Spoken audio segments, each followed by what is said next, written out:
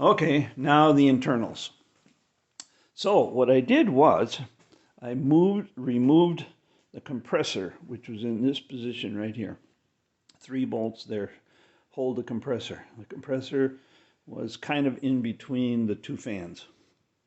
So what I did was I cut the lines, and on the evaporator I have water coming in from an outside source. In this case, it's water coming in through a garden hose from my cabin, which is drawing the water from the well, which is very cold. Okay, so this tube then runs down, up, back up around to the header. And from the header, it splits off and goes through all the tubes, runs back and forth and back and forth and back and forth to absorb heat and cool the air coming in, which is then drawn by the fan and exhausted back into the room. Okay, now from that coil there is another tube that comes back out, which is part of that circulatory system. And what I did was I plumbed that through this line into the inside of the condenser coil.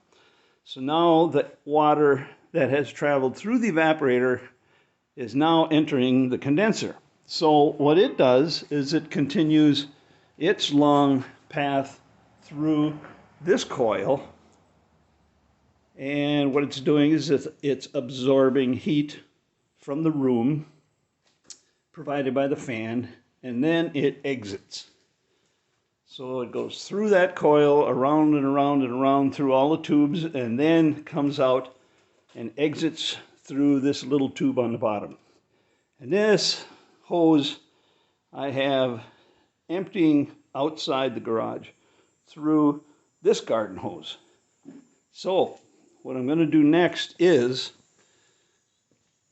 show how this works, and I'm going to do that by turning this little switch down here that I have, which used to control the fan speed and the cycles the way the air conditioning used to work. Whoop, hang on.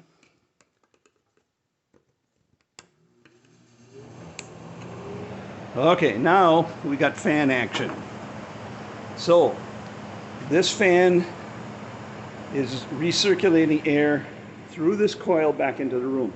This fan is pulling air originally from outside, but now it's pulling air from inside the room, passing it through this coil, which is now cooler. So this air is also being cooler, whereas in a refrigeration unit that would be hot.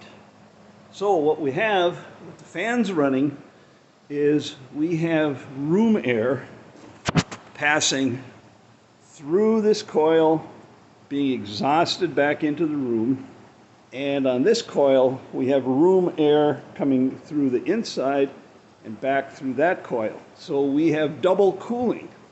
We have now 2 coils that are both cooling instead of an air conditioner which uses 1 hot coil and 1 cold coil. So we've doubled the cooling ability of this air conditioner by removing the compressor and re-plumbing this system. So what I need to do next is get a tubing bender and bend this one tube, this one here, so that I can bend it down and allow water to go in through there. So that's the whole system. It starts up here, passes down through the tube, through coil number 1, out of coil number 1 into coil number 2, out of coil number 2 into the drain. So the idea being that the water coming in is colder than the air in the room. The coils in the fans extract the heat from the room, warming up the water. It goes through 2 coils, doubles the efficiency, and then the warmer water is then exhausted out. So the idea, use tap water, which is always colder than a room, pass it through 2 coils, which absorb heat from the room, and not exhausting any heat into the room. The only heat source is this fan, which is not a terribly big fan. It works pretty hard, but it's not going to introduce as much heat by any means as the compressor and the condenser coil. So when I get a chance, I will put the cover on, reroute the plumbing, and show the finished product at another time. This is my idea, and it works. Next time I'll show you the temperature differential between what the room is and what the output of the coils are.